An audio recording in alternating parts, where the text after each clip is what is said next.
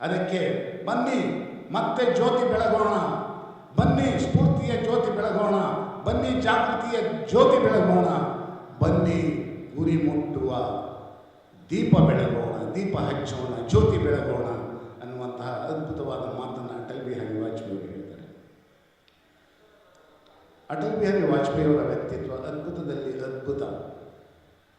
ಅವರು ಈ ದೇಶವನ್ನು ಹೇಗೆ ಕಂಡರು ಅನ್ನುವಂತೆ ಹೇಳ್ತಾ ಹೋದಾಗ ನಾನು ಕೆಲವೇ ಸಮಯದ ಕೆಲವಷ್ಟೇ ಸಣ್ಣದಾಗಿ ಹೇಳೋದಕ್ಕೆ ಇಷ್ಟಪಡ್ತೀನಿ. ये जमीन का टुकड़ा नहीं है, ये जमीन का टुकड़ा नहीं है, ये जीत जागता राष्ट्र पुरुष है. ये जमीन का टुकड़ा नहीं है, ये जीत जागता राष्ट्र पुरुष है. हिमालय इसका मस्तक है, गौरी शंकर शिखा है, कश्मीर किरीट है, पंजाब और बंगला दो कंधे हैं, पूर्व और पश्चिम दो जंगाएं हैं, दिल्ली दिल है, नर्मदा कर्तनी है, अर्पण की भूमि है, तर्पण की भूमि है, समर्पण की भूमि है, चंदन की भूमि है, वंदन की भूमि है, अभिनंदन की भूमि है, बिंदु बिंदु गंगा जल है, कंकर कंकर शंकर है.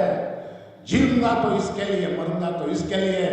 मरने के बाद अगर गंगा में बहती हुई हमारे अस्थियों को कोई कान लगाकर सुनेगा तो एक ही आवाज आएगी, ಯಾರಾದರೂ ನಾವು ಸತ್ತ ಮರಣ ಹೊಂದಿದ ಮೇಲೆ ನಮ್ಮ ಅಸ್ಥಿಪಂಜರ ಗಂಗಾ ನದಿಯಲ್ಲಿ ತೇಲುವ ಅಸ್ಥಿಪಂಜರವನ್ನು ಯಾರಾದರೂ ಕಿವಿಯಲ್ಲಿ ಇಟ್ಟು ಕೇಳಿದಾಗಲೂ ಅಕಸ್ಮಾತ್ ಕೇಳಿದಾಗಲೂ ಕೂಡ ಅದು ಹೇಳುತ್ತೆ, ಭಾರತ್ ಮಾತಾ ಕಿ, ಭಾರತ್ ಮಾತಾ ಕಿ, ಭಾರತ್ ಮಾತಾ ಕಿ.